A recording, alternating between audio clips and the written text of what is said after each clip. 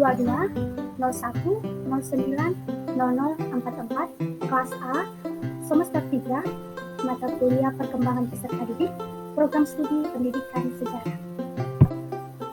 Baik, kali ini saya akan membahas tentang prinsip-prinsip perkembangan anak dan implikasinya terhadap pendidikan.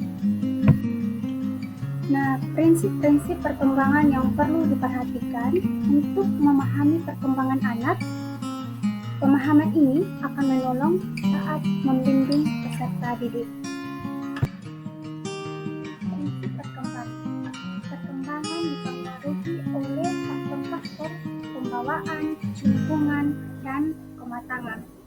Implikasinya terhadap pendidikan, pengembangan, penyusunan, pemilihan penggunaan materi, strategi, metodologi, sumber, evaluasi belajar mengajar, hendaknya memperhatikan ketiga faktor tersebut.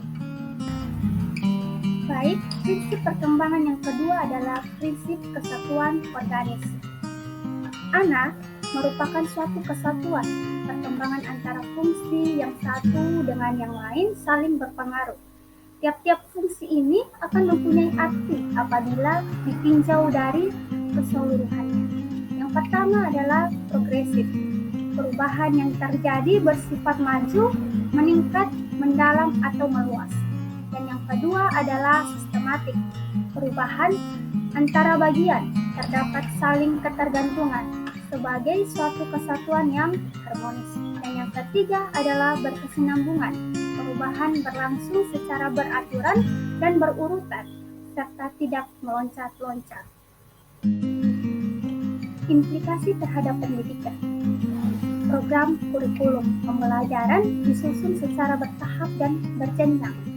Karena dari yang sederhana menuju kompleks, dari yang mudah menuju sukar, sistem belajar mengajar diorganisasikan agar terlaksananya prinsip Mr. Learning atau belajar tuntas, continuous progress, maju berkelanjutan. Yang ketiga adalah prinsip tempo dan irama perkembangan. Setiap individu mempunyai tempo dan irama yang berbeda-beda di dalam perkembangannya. Ada yang cepat, ada yang lambat. Terdapat variasi dalam tempo dan irama perkembangan antar individu dan kelompok tertentu, meniru latar belakang, jenis, geografis, dan budaya. Setiap anak memiliki tempo kecepatan perkembangan sendiri-sendiri. Ada yang cepat, sedang, dan lambat. Perkembangan berlangsung sesuai dengan iramanya. Pada suatu waktu atau masa, laju perkembangannya cepat, tapi pada waktu berikutnya lambat.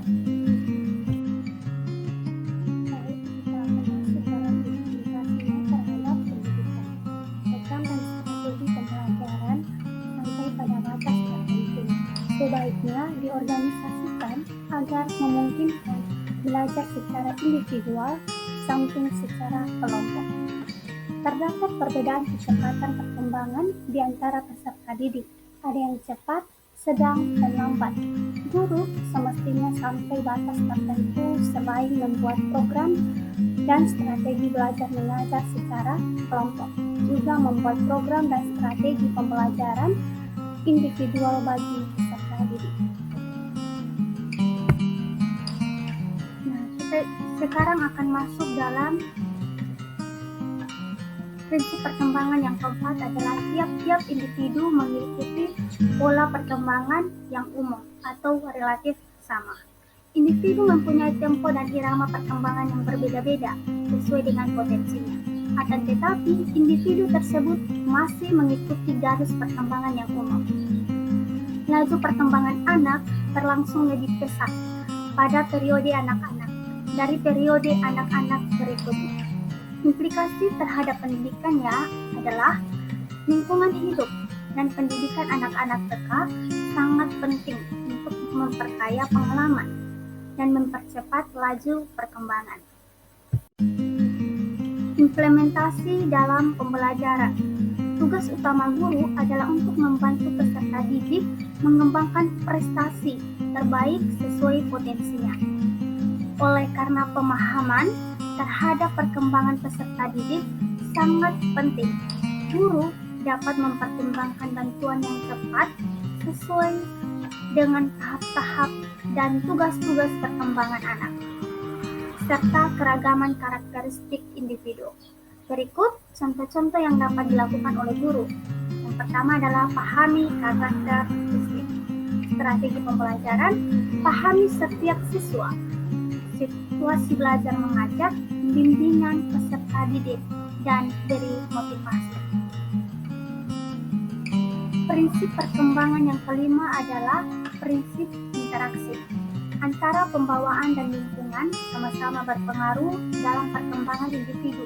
Misalnya, anak mempunyai bakat yang baik, namun lingkungannya tidak mendukung, maka anak tersebut tentu tidak dapat berkembang dengan baik. Nah, implikasinya dalam pendidikan adalah pendidikan harus memberikan lingkungan pendidikan yang bervariasi sehingga potensi anak dapat teroptimalisasi dengan baik. Dan yang kedua adalah pengaruh pendidikan dapat dibatasi oleh kemampuan anak. Dan yang ketiga adalah dalam batas-batas normal. Kemauan anak tidak boleh dikekang atau dibatasi, karena anak adalah manusia yang harus aktif, bukan pasif. Prinsip perkembangan yang keenam adalah prinsip kematangan. Usaha belajar atau pendidikan yang diberikan oleh pendidik sangat tergantung pada kematangan anak. Artinya, dalam mendidik anak, orang tidak dapat memaksakan materi pendidikan yang melebihi batas tingkat kematangannya. Contohnya dalam pertumbuhan, anak berusia 7 bulan baru bisa duduk, tidak dapat dipaksakan untuk berdiri.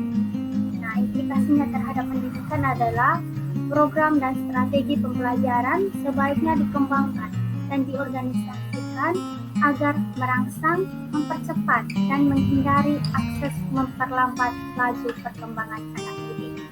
Kematangan atau masa peka menunjukkan kepada suatu masa tertentu yang merupakan titik kulminasi atau titik puncak dari suatu fase pertumbuhan sebagai titik tolak kesiapan dari suatu fungsi untuk menjalankan fungsinya.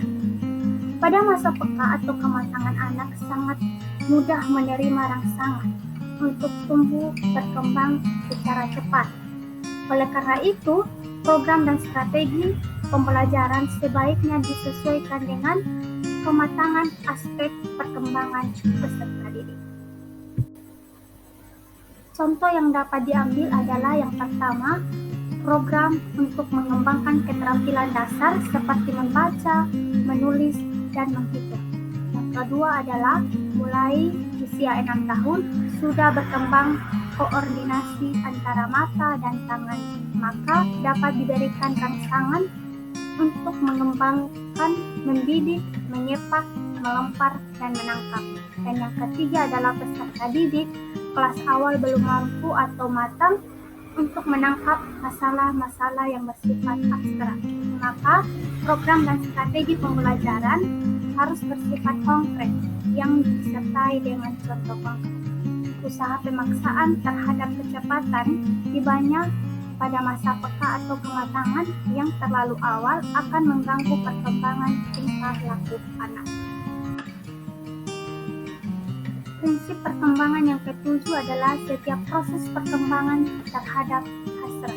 Yang pertama adalah mempertahankan diri. Adanya keinginan untuk makan, minum, istirahat merupakan keinginan untuk mempertahankan apa yang sudah ada. Yang kedua adalah mengembangkan diri.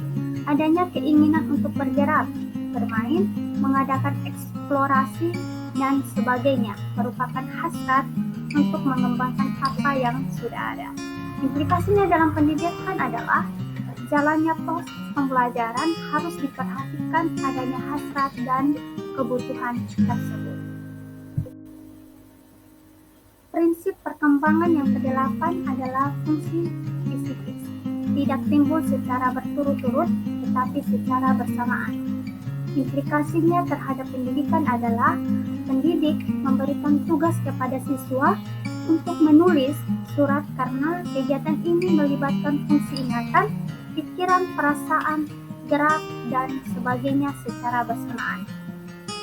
Hanya pada waktu tertentu. Salah satu fungsi yang kelihatan menonjol sehingga nampak secara berurutan. Yang kedua adalah guru dapat memberikan kuis tertulis mengenai materi yang dipaparkan. Dalam kegiatan ini juga melibatkan fungsi dalam kegiatan pembelajaran, memahami pikiran yang dituangkan dalam bentuk tulisan. Yang kesembilan adalah perkembangan mengikuti proses diferensiasi dan integrasi. Dengan bertambahnya umur, perkembangan anak akan semakin maju pula, sehingga terjadinya proses yang disebut diferensiasi dan integrasi. Implikasinya terhadap pendidikan, program dan strategi pembelajaran sebaiknya diorganisasikan agar memungkinkan proses yang bersifat edukatif induktif dari umum ke khusus, analisis, sintesis, mengidentifikasi bagian-bagian menjadi suatu kesatuan. Contohnya, peserta didik menguraikan kata sebagai bagian dari kalimat, kemudian peserta didik merangkai kata-kata menjadi satu kalimat. Prinsip perkembangan yang ke-10 adalah pertumbuhan dan perkembangan membutuhkan suatu usaha atau bimbingan yang dilakukan secara sadar. Para pendidik harus menyadari secara baik bahwa apa yang diberikan kepada peserta didik itu baik dan sesuai dengan tahap perkembangan yang sudah dirancang secara terencana. Implikasinya dalam pendidikan, contohnya RPP, Rencana Pelaksanaan Pembelajaran, di mana tiap semester sudah disiapkan bahan ajaran yang akan dilaksanakan setiap pertemuan, dan diharapkan para peserta didik dapat mencapai pencapaian pembelajaran yang sudah ditargetkan sesuai fase masing-masing. Kita masuk dalam manfaat bagi guru memahami tahapan perkembangan. Pemahaman terhadap tahapan perkembangan memberikan informasi yang berguna dalam merencanakan pembelajaran yang sesuai dengan tahap perkembangan peserta didik.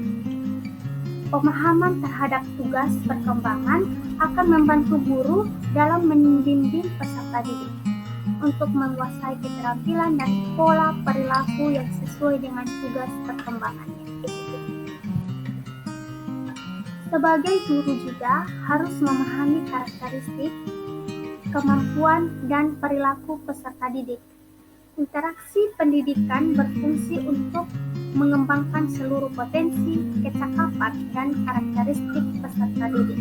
Di antaranya yaitu karakteristik fisik motorik, intelektual, sosial, emosional, moral, dan spiritual. Pemahaman yang memadai dalam potensi kecakapan dan karakteristik peserta didik akan berkontribusi dalam bentuk perlakuan, tindakan-tindakan yang bijaksana, tepat sesuai kondisi dan situasi.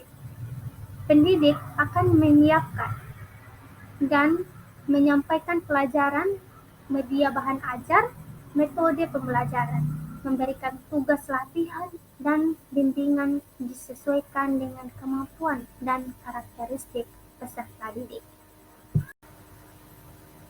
Terima kasih telah menonton dari awal sampai berakhirnya video ini tentang prinsip perkembangan peserta didik. Sekian dan terima kasih.